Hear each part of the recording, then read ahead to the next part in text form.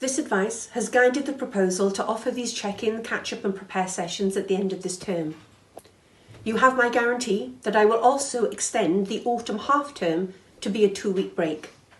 Doing this still gives us a summer break, what scientists have described as a natural fire break between school terms, as we continue to monitor reduced transmission and developments here and across the world.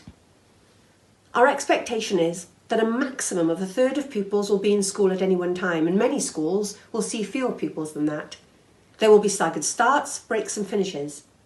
Local authorities, as the employers and the statutory providers of education, already have plans in place regarding safe transport, lunchtimes and supporting head teachers with any employment matters.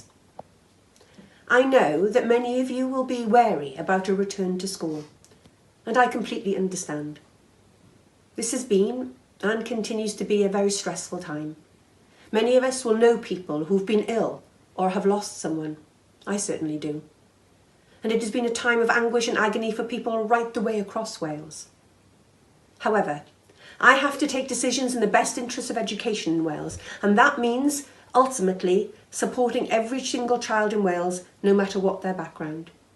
This period, from the 29th of June, is our opportunity to keep true to that. So thank you once again. I know that together we can and we will keep education safe.